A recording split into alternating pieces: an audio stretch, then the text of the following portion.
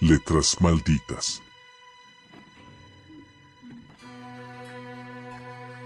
El retrato oval, de Edgar Allan Poe.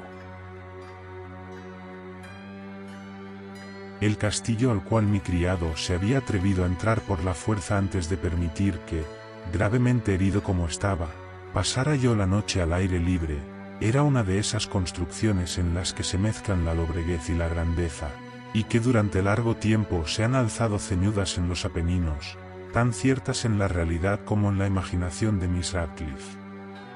Según toda apariencia, el castillo había sido recién abandonado, aunque temporariamente. Nos instalamos en uno de los aposentos más pequeños y menos suntuosos. Hallábase en una apartada torre del edificio, sus decoraciones eran ricas, pero ajadas y viejas. Colgaban tapices de las paredes, que engalanaban cantidad y variedad de trofeos heráldicos, así como un número insólitamente grande de vivaces pinturas modernas en marcos con arabescos de oro.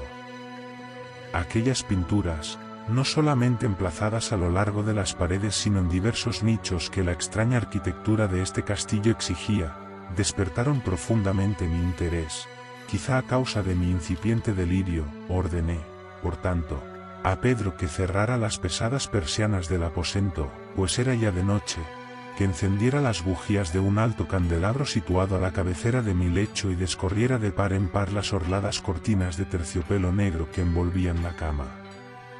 Al hacerlo así deseaba entregarme, si no al sueño, por lo menos a la alternada contemplación de las pinturas y al examen de un pequeño volumen que habíamos encontrado sobre la almohada y que contenía la descripción y la crítica de aquellas. Mucho leí, e intensamente miré. Rápidas y brillantes volaron las horas, hasta llegar la profunda medianoche. La posición del candelabro me molestaba, pero, para no incomodar a mi adormilado sirviente, alargué con dificultad la mano y lo coloqué de manera que su luz cayera directamente sobre el libro. El cambio, empero, produjo un efecto por completo inesperado. Los rayos de las numerosas bujías, pues eran muchas, cayeron en un nicho del aposento que una de las columnas del lecho había mantenido hasta ese momento en la más profunda sombra. Pude ver así, vívidamente, una pintura que me había pasado inadvertida. Era el retrato de una joven que empezaba ya a ser mujer. Miré presurosamente su retrato, y cerré los ojos. Al principio no alcancé a comprender por qué lo había hecho. Pero mientras mis párpados continuaban cerrados, cruzó por mi mente la razón de mi conducta. Era un movimiento impulsivo a fin de ganar tiempo para pensar, para asegurarme de que mi visión no me había engañado, para calmar y someter mi fantasía antes de otra contemplación más serena y más segura. Instantes después volví a mirar fijamente la pintura. Ya no podía ni quería dudar de que estaba viendo bien, puesto que el primer destello de las bujías sobre aquella tela había disipado la soñolienta modorra que pesaba sobre mis sentidos, devolviéndome al punto a la vigilia. Como ya he dicho, el retrato representaba a una mujer joven. Solo abarcaba la cabeza y los hombros, pintados de la manera que técnicamente se denomina vignette, y que se parece mucho al estilo de las cabezas favoritas de Sally. Los brazos, el seno y hasta los extremos del radiante cabello se mezclaban imperceptiblemente en la vaga pero profunda sombra que formaba el fondo del retrato. El marco era oval, ricamente dorado y afiligranado en estilo morisco. Como objeto de arte, nada podía ser más admirable que aquella pintura. Pero lo que me había emocionado de manera tan súbita y vehemente no era la ejecución de la obra, ni la inmortal belleza del retrato. Menos aún cabía pensar que mi fantasía, arrancada de un semisueño, hubiera confundido aquella cabeza con la de una persona viviente.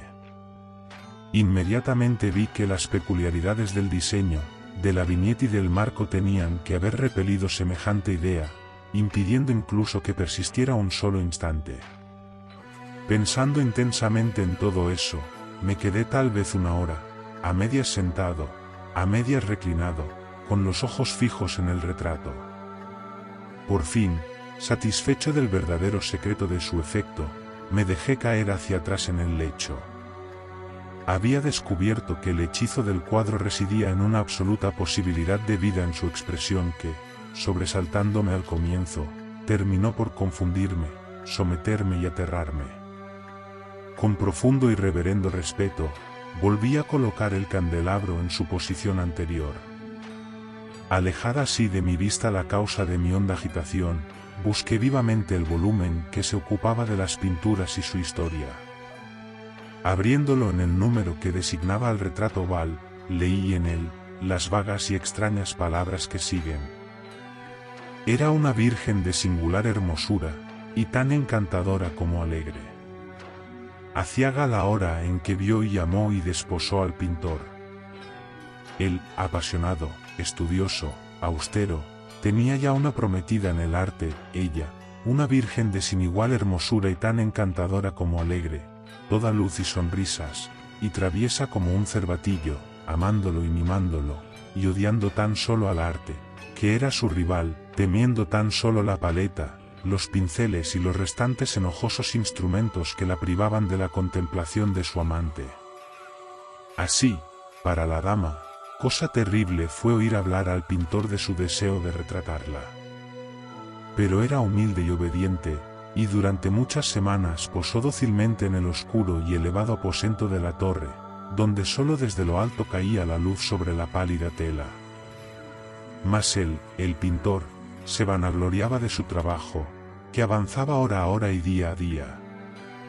Y era un hombre apasionado, violento y taciturno, que se perdía en sus ensueños, tanto, que no quería ver cómo esa luz que entraba, lívida, en la torre solitaria, marchitaba la salud y la vivacidad de su esposa, que se consumía a la vista de todos, salvo de la suya.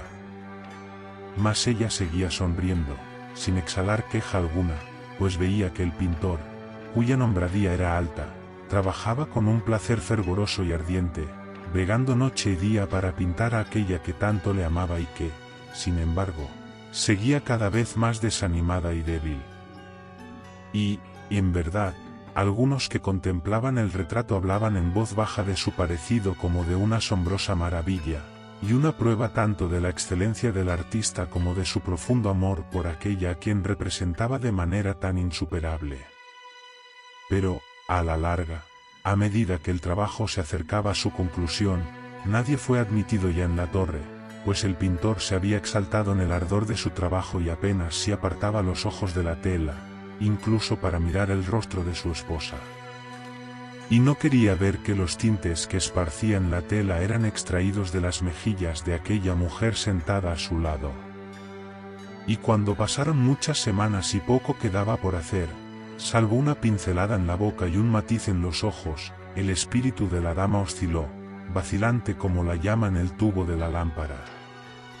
Y entonces la pincelada fue puesta y aplicado el matiz, y durante un momento el pintor quedó en trance frente a la obra cumplida. Pero, cuando estaba mirándola, se puso pálido y tembló mientras gritaba: «Ciertamente, esta es la vida misma». Y se volvió de improviso para mirar a su amada.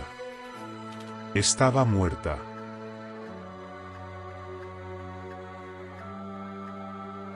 Muchas gracias por acompañarnos. Si te gusta el contenido, por favor dale like y suscríbete. Haznos saber en los comentarios qué historias de terror clásicas te gustaría que agreguemos.